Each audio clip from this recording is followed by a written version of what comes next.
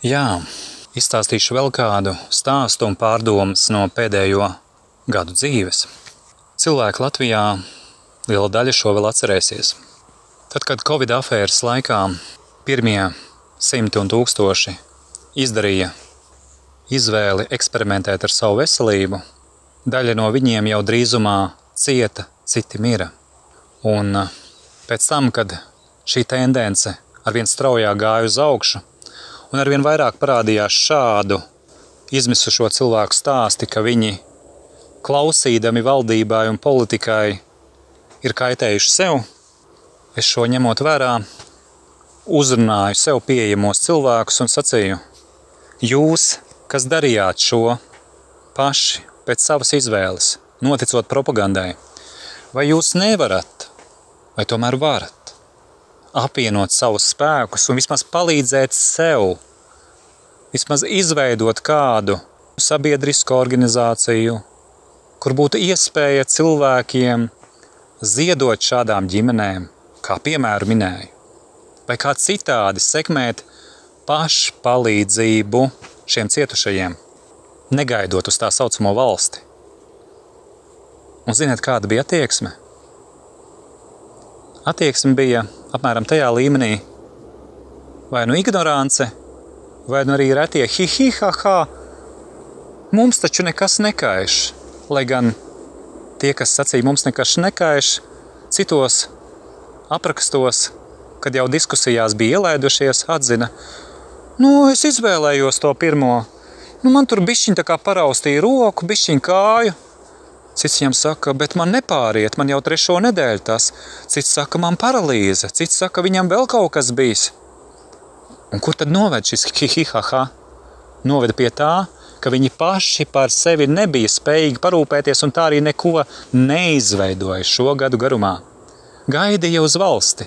Gaidīja to brīdi, līdz kamēr FAS komandu deva kādas struktūras ārpus Latvijas. Un tad beidzot tas atbalsojās arī Latvijā, kad pirmie saņēma kādas kompensācijas.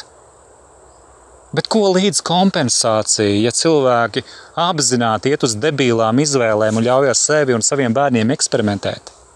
Tas neko nelīdz, jo pēc tam šādi, kā sūklīši uzsūks nākamo propagandu, un arī tajā viņi, diemžēl, mocīsies un cietīs un cities bojā.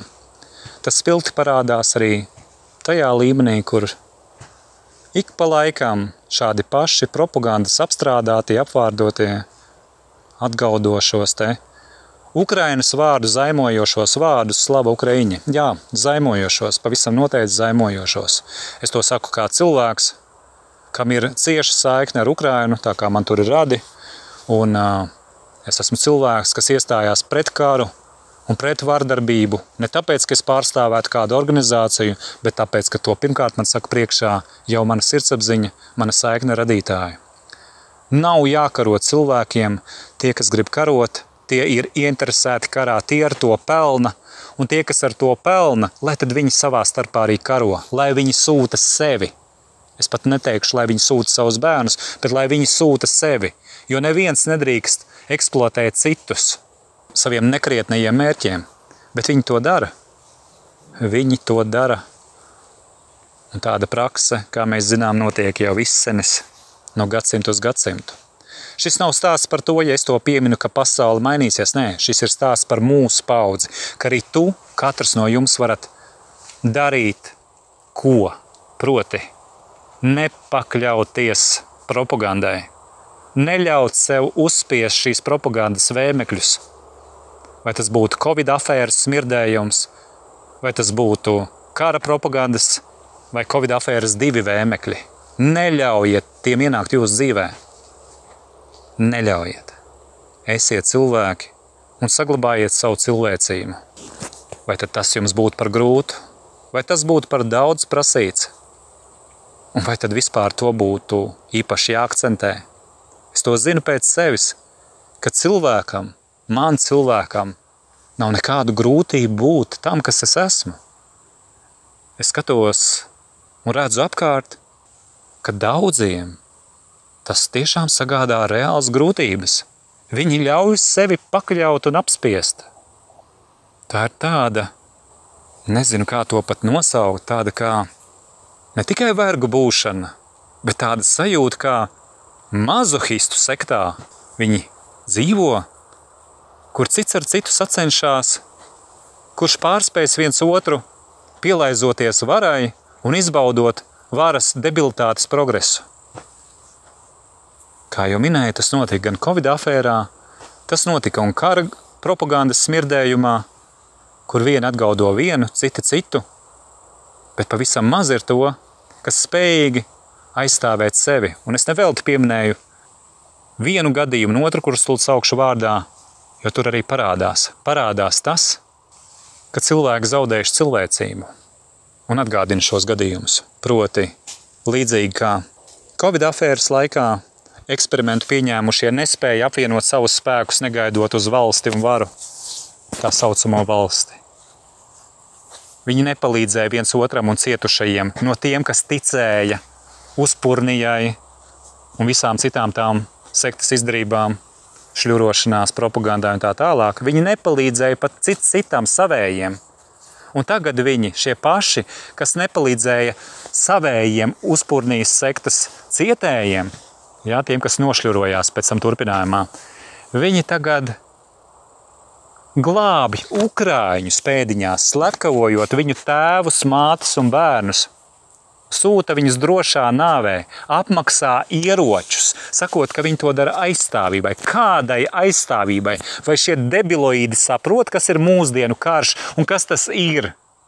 Kad uz tevi uzmet, piemēram, 3 tonu bombu, kura iznes 5 stāvu mājas ēkas dziļumu, tajā amplitūdā, kur trāpīts. Vai jūs to saprotat, kas ir mūsdienu karš un kas ir ieroči? Un labdarība, ar ko jūs nodarbojaties, kāda labdarība?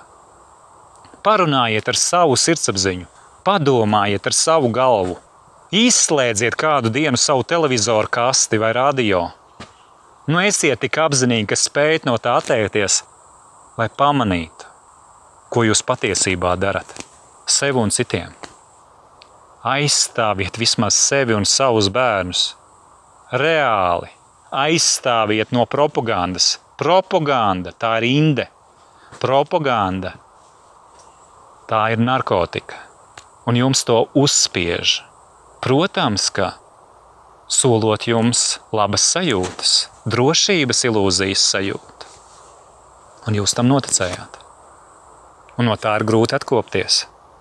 Un tie cilvēki, kas aicina jums attapties, tie tiek norieti. Un ir arī saprotams tas, jo taču ērti ir darīt tā kā visi, un kāpēc izcelties no bara?